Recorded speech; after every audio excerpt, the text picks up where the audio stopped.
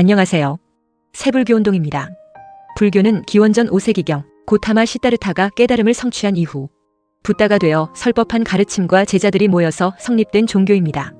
초기 불교는 일반적으로 부처님께서 계시던 시기부터 열반 이후 약 100여 년까지, 즉 부처님과 그 직계 제자들 그리고 그 제자의 제자들까지 활동하던 시기를 가리키는 표현입니다. 이 시기의 불교 교단은 대부분 출가 수행자를 중심으로 구성되었으며 수행과 사찰 운영 또한 출가자 공동체, 즉 승가 위주로 이루어졌습니다. 이러한 불교를 일반적으로 상좌부 불교 또는 테라와다 불교라고 불립니다. 과거에는 소승불교라는 용어가 사용되기도 했으나 지금은 거의 사용하지 않는 표현이기도 합니다. 이 시기의 스님들은 철저한 자기 수행을 통해 개인의 깨달음을 추구하는 데 중점을 두었지만 시간이 흐르면서 이러한 출가자만의 중심적인 수행 체계는 그 당시 불교를 믿고 있던 일반 신도와의 사이를 다소 거리감 있게 만들기도 하였습니다. 이러한 상황은 곧 대승불교가 등장하게 되는 배경이 되기도 하였는데, 초기 불교를 수행하던 스님들이 민중의 삶과 유리된 채 형식화되어 가던 상좌부 불교의 교학적 체계에 대한 반성과 비판에서 비롯되었다고 할 수 있기 때문입니다.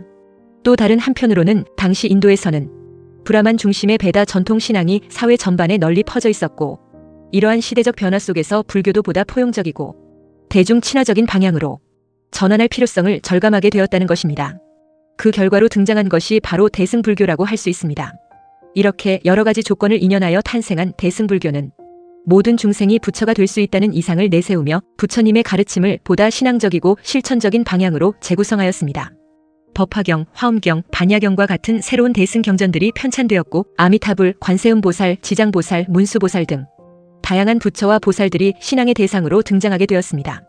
하지만 대승불교는 정작 그 발상지인 인도보다는 중국에서 더욱 활발하게 발전하게 되었습니다. 이러한 발전의 배경 중 하나로는 당시 중국 사회 전반에 깊이 뿌리내리고 있던 도교의 영향력을 들 수 있습니다. 도교는 자연과의 조화를 중시하고 인위적인 것을 배제하며 무의자연을 이상으로 삼는 중국 고유의 전통 사상이었습니다.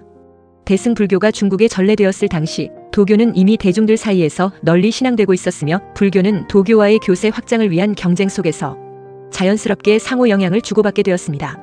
대표적인 예로 채식 문화를 들 수 있습니다. 초기 불교에서는 부처님께서 육식을 전면적으로 금하지는 않으셨기에 삼정육이라 하여 직접 보지 않고 듣지 않고 의심되지 않는 고기에 한해 탁발시 거절하지 않고 수용하는 것이 가능하다고 여겨졌습니다.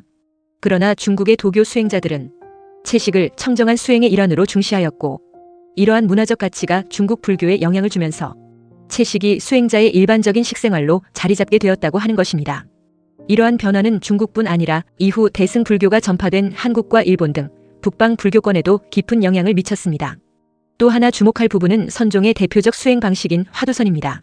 화두수행은 스승과 제자가 주고받는 문답을 통해 일상적인 사고의 흐름을 끊고 멈추게 하여 직관적으로 궁극의 진리를 깨닫고자 하는 실천 수행법입니다. 스승과 제자가 주고받는 문답 형식의 수행 방식은 중국의 전통 사상인 도교 문헌에서도 일부 찾아볼 수 있습니다.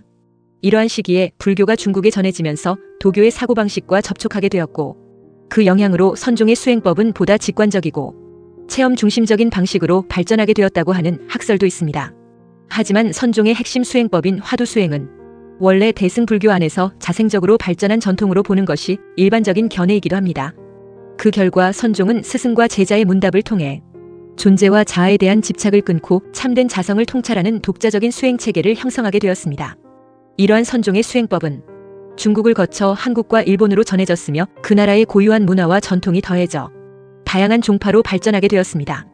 한국에서는 화엄종, 선종, 정토종 등이 형성되었고, 일본에서는 천태종, 진원종, 선종, 정토종 등 다양한 대승불교의 종파들이 성행하게 되었습니다. 현재 한국에서는 대한불교조 계종의 큰 사찰을 비롯한 일반 사찰에서 운영되는 선원에서 수좌 스님들이 간화선을 바탕으로 정통 수행법인 화두수행을 이어가고 있습니다.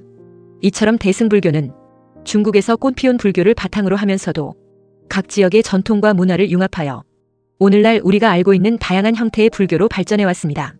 대승불교는 큰 대, 탈승이라는 대승이라는 명칭 그대로 모든 중생을 함께 더불어 깨달음의 길로 나아가겠다는 서원을 세우고 정진하는 수행자와 보통의 불자를 모두 아우르는 불교 사상입니다.